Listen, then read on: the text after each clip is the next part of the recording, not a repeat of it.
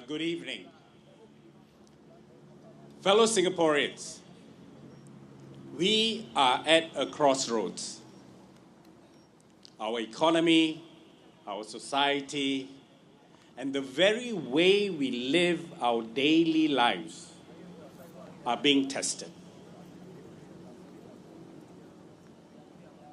But within these challenges lies an opportunity, a moment for us to decide the kind of country we want to live in and what kind of leaders we want to represent us. Let us start with what we all know. Our economy is under duress.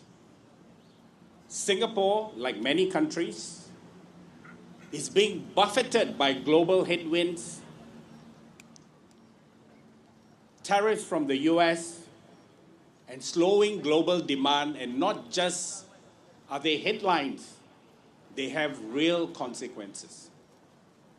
Growth forecasts down to just 0 to 2% already tells us that these are not ordinary times.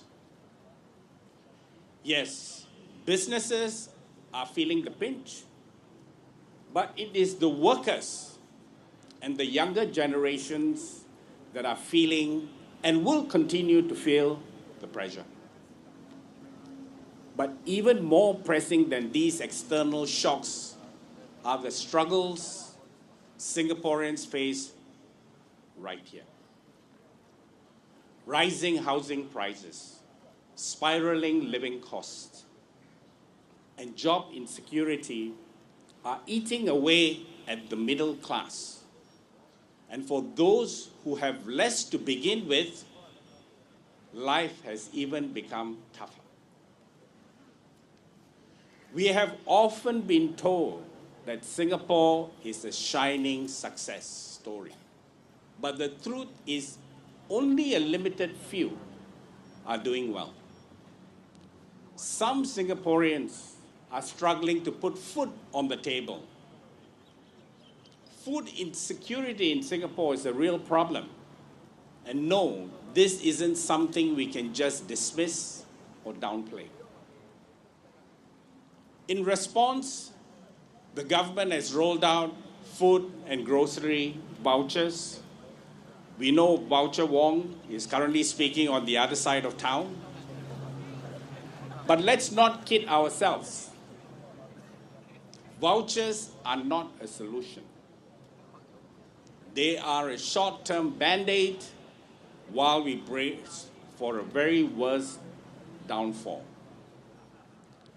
These measures do little to address the underlying causes of poverty, inequality, or the rising cost of living. In fact, there's a very real risk that these policies are actually making things worse by driving demand in a way that fuels prices even further, without fundamentally improving anyone's long-term prospects. So we have to ask ourselves this: what kind of future are we building? Do we want a country where young families are forced to choose between starting a family or affording a home, where our seniors live in fear of being left behind and not cared for? Or do we want something better, something fairer, more compassionate, and more forward-looking? That brings us to the next question. What kind of leaders do we need in Parliament? The truth is, many Singaporeans are growing increasingly frustrated with the current political status quo. The ruling party, the People's Action Party, has governed for decades. And in those decades, policies are made with too little consultation, too little transparency, and too little accountability. Worse, when things don't go well, we don't see enough willingness to acknowledge mistakes, listen to alternative views, or to adapt. Instead, what we get are MPs who go along with whatever the party line is. Even when it's clear the people are suffering in this election, if this trend is not checked, we are going to get a rubber stamp parliament. But this is not the democracy we deserve. Singaporeans are now saying very clearly and confidently that they want a more balanced parliament, not for the sake of opposition, but for the sake of representation. What people want is not just voices in parliament, they want their voices. They want MPs who are not afraid to challenge bad policies, MPs who will not be silenced, MPs who will ask the tough question and fight for better answers. That's why we need the Singapore Democratic Party in Parliament. The SDP has always been guided by one simple belief: the people must come first. We don't have millions in resources. We don't control the narrative in the mainstream media. But what we do have is a deep commitment to justice, to fairness, and to the idea that every Singaporean, regardless of background, deserves to be heard and respected. We have clear policies rooted in real research and people's real needs, from cutting healthcare costs to tackling housing affordability to making jobs more secure. We believe that Singapore's wealth must serve all its people, not just the privileged few. We will speak up in Parliament when the cost of living becomes unbearable.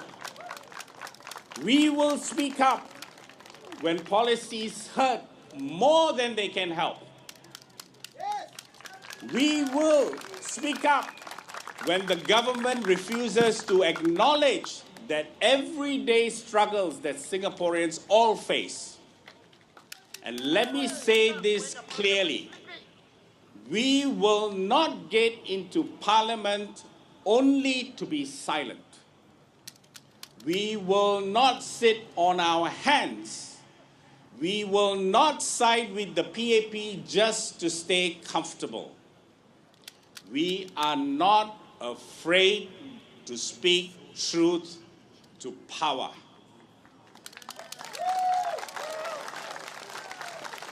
If that is the kind of MP you want, someone who will stand firm, ask the hard questions, and fight for your interests, then your choice is clear. Vote for SDP. Vote for SDP MPs. Not because we will promise you miracles, not because we have all the answers, but because we believe in you. We believe Singaporeans deserve a better deal, a louder voice, and a parliament that truly reflects the diversity and dynamism of our society. This is not about winning seats. It's about restoring the balance. It's about dignity, accountability, and hope. It's about making sure that voices of teachers, nurses, small business owners, delivery drivers, retirees, your voices are not just heard, but acted upon.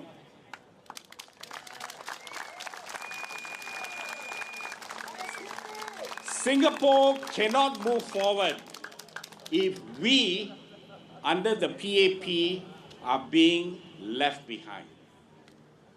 Let's build the parliament that doesn't just pass laws, but protects lives, a parliament that just doesn't talk about values, but lives them out.